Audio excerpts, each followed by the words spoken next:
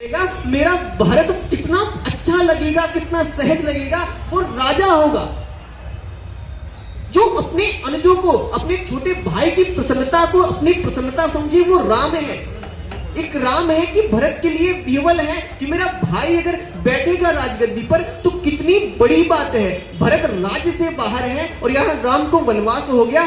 राम एकदम प्रसन्न होकर वनवास में जाते हैं और जैसे कुल गुरु राम जी के हाथ में अक्षत फूल देके स्वस्ति वाचन करते हैं और जैसे ही कहते हैं जम्बू खंडे भरत दीपे कि राम रोने लगते हैं, क्योंकि भरत का नाम लेते ही राम विह्वल हो जाते हैं अपने भाई को लेकर। ये राम है। राम भरत का नाम सुनते ही रोने लगते हैं सबकी। और भाइयों में यदि कहा जाए तो लक्ष्मण जी भी है। सबसे राम का प्रेम है, परंतु भरत अनुज है। अपने भाई के लिए राम भरत लक्ष्मण एक साथ खेलते थे। यदि भरत हारने लगे तो स्वयं राम हार जाते थे और भरत को प्रसन्न देखकर स्वयं नाचने लगते थे। वो राम है।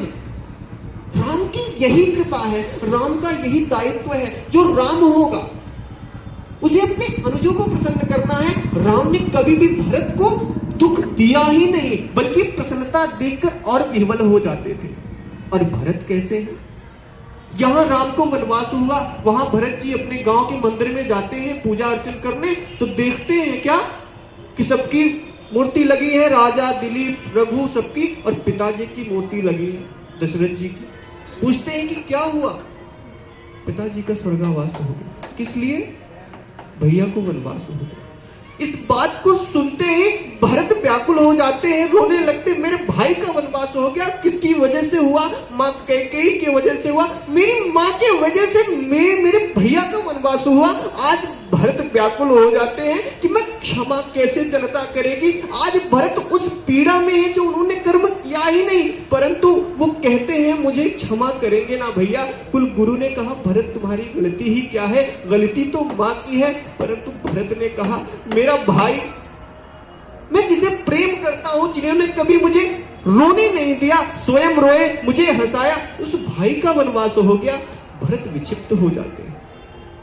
भरत एकदम विक्षिप्त हो जाते हैं, टूट जाते हैं। और भरत से राम का क्या स्नेह है? राम जी वनवास जाते हैं, वन में जाते हैं, वन देवी मिलती है। राम आग्रह करते हैं वन देवी से कि मैया सब कुछ करना, परंतु आने वाले जो ये कांटे हैं उन्हें उठा देना, राह से कांटे हटा देना। वन देवी पूछती है कि कांटे किस लिए उठाएं? आप तो आ गए, आपको आना था। राम कहते हैं मैं आ गया, इसी रास्ते मेरा भाई भरत मुझे ढूंढते हुए आएगा और उसे कांटे लगेंगे। वन देवी ने कहा क्या भरत इतने कोमल है कि एक रघुवंशी इतना कोमल है कि उसे कांटे लगेंगे और वो दर्द से व्याकुल होगा? राम ने कहा उसे तो इंद्र की वज्र भी नहीं कुछ कर सकता। उसे पीड़ा इस बात की होगी कि यही कांटे मेरे भैया को गड़े होंगे, उन्हें कितनी तकलीफ होगी, वो इस बात से दुखी होगा। ये भरत है, ये राम है। भरत का इतना बड़ा चरित्र है, राम का इतना बड़ा चरित्र है। देखिए माओ में विषमता आ सकती है, कैकेयी कौशल्या जो भी है, परंतु भाई भाई का स्नेह नहीं बिगड़ना चाहिए। भाई भाई के स्नेह में होना चाहिए। आज भाई में ही विषमता आ जाती है। भाई कुछ भी करने दीजिए, अनुज है, अधिकारों से मत लड़िए। जो अपने भाई के अधिकारों को छीनता है वो रावण हो जाता है। और जो रावण हुआ, ये बात हुई कि वो कभी भी सही से नहीं रहा। और जो राम हुआ, राम को इसलिए भजा जाता है, आज हमारे राम को इसलिए प्रदर्शित किया जाता है, हमारे लिए मर्यादित है वो, क्योंकि उन्होंने अपने भाई के लिए किया, उन्होंने अपना त्याग कर दिया। पहले तो सब लोग राम कहते थे, परंतु 14 साल के वनवास के बाद प्रभु मर्यादा पुरुषोत्तम राम बने। अच्छा ये बात हो गई राम की। अब सीता जी को समझते हैं। सीता जी इतने बड़े घर की है, जगत जननी माता है वो। जनक जी बड़े रिच हैं, कुबेर जैसे हैं वो, उनके पास धन की कमी नहीं है। ब्याह के आती है, कुछ दिन बाद ही उनका वनवास हो जाता है। अपने प्रियवर के साथ जाते एक वलकल पहने हुए, एक राजकुमारी वलकल पहने हुए वन में जाती है, वो भी कांटों पे चलते हुए। परंतु मां ने 14 साल में राम से कभी कुछ मांगा ही नहीं। लोग कहते हैं कि कैसे मैया विस्मित हो गई, सोने का मृग मांग लिया। रामचंद्र जी जानबूझकर भी मना नहीं कर पाए। उस हिरण के लिए, सोने के मृग के लिए, क्योंकि मैया ने कभी 14 साल में कुछ कहा ही नहीं राम जी से। आज का ब्याह हुआ कि लड़कियां ने क्या क्या मांगती हैं, माएं क्या क्या मांगती हैं, आप तो जानते हैं, परंतु मां ने 14 साल तक कुछ नहीं मांगा। और एक जनक नंदिनी थी, वो चाहती तो बहुत कुछ पिताजी से ले सकती थी, परंतु अपने पति के साथ वनवास में रही, उन्होंने झेला और सहा। मां ने जैसे ही मांगा था, करुणा निधान ने इसलिए नहीं मना किया क्योंकि कभी मां ने कुछ मांगा ही नहीं। जो नहीं मांगती वही सीता है, त्याग का स्वरूप सीता है। सीता बनना आसान नहीं, राम बनना आसान नहीं।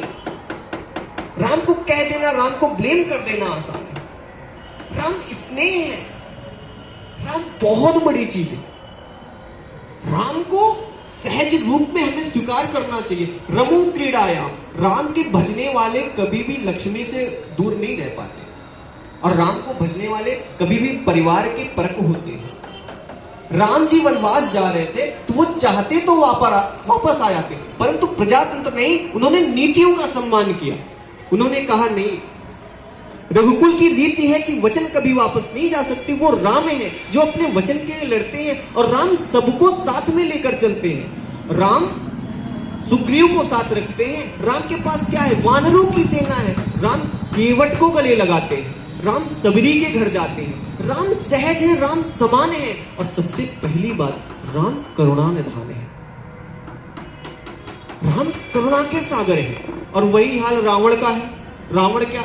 रावण राम से बिलगे है, अपने भाई की बात नहीं मानता, किसी की बात नहीं मानता, भाई का अधिकार खा गया। और भाई का अधिकार खाने पर भी विभीषण ने कहा कि राम के शरण में चले आओ, तुम्हारा कुछ नहीं बिगड़ेगा। परंतु जिद्दी था, मूडी था, अहंकारी था, और अहंकार ही भोजन है राम का। मर्यादा पुरुषोत्तम राम ने रावण का इसलिए नहीं दुख किया, इसलिए नहीं वध किया कि उसके दुश्मन थे, इसलिए कि वो बहुत बड़ा अहंकारी था, और अहंकार भगवान का भोजन होता है।